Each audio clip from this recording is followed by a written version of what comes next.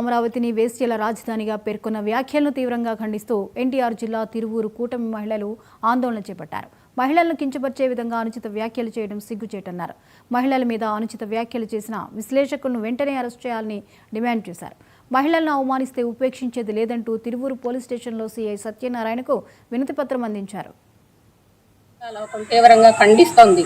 2 రోజుల నుంచి జరుగుతున్న సంఘటనలు చూస్తూనే ఉన్నారు. అయ్యా జగన్మోహన్ రెడ్డి, అమరావతి రాజధాని కాదు 3 రాజధానులు అని చెప్పినందుకే నీకు ప్రతిపక్ష హోదా కూడా లేకుండా ఇంటికి పంపించారు జనం.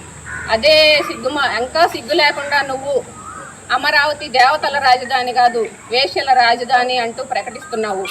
నిన్ను నీ ఛానల్ని, సాక్షి ఛానల్ని రాష్ట్రం నుంచి తరిమి కొట్టే సమయం ఆసన్నమైందని మేము ఈ పత్రికా ముఖంగా తెలియజేస్తున్నాము.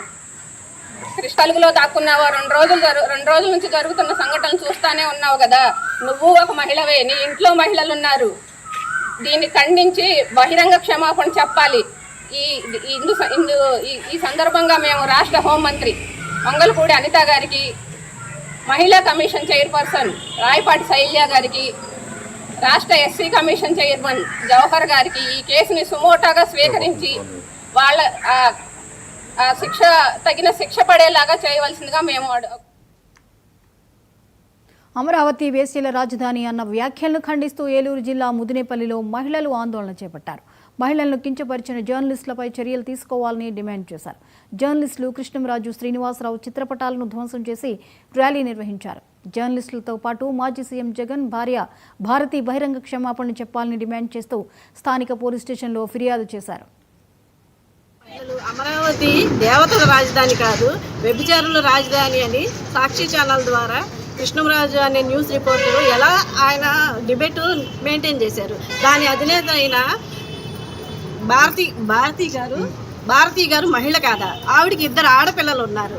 ఆడని అవమానించినట్టు కాదా? అమరావతి మహిళలు అంత దిగజారిపోయారని వీళ్ళు ఎలా చెప్పగలరు? అమరావతికి భూములు ఇచ్చిన రైతుల్ని కించపరిచారు. అమరావతి తరపున ధర్నాలు చేసిన రైతుల్ని, మహిళలని అందరినీ అవమానపరిచారు. తల్లిని, చెల్లిని అవమానపరిచిన వాళ్ళకి ఇప్పుడు రాజధాని మహిళలు కూడా వేసులతో సమానంగా పోల్చిన వీళ్ళకి ఇన్ని మాటలు మాట్లాడుతుంటే ఆ పార్టీ అధినేత ఏం చేస్తున్నారు? ఇప్పటి వరకు వచ్చి మహిళల తరపున ఆయన ఎందుకు ఇది తప్పు అని ఖండించట్లేదు? ఆయన సొంత ఛానల్లోనే మహిళలని ఇలా అవమానపరిచినందుకు ఆయన వచ్చి మహిళలందరికీ, ఈ రాష్ట్ర మహిళలందరికీ క్షమాపణ చెప్పాలి.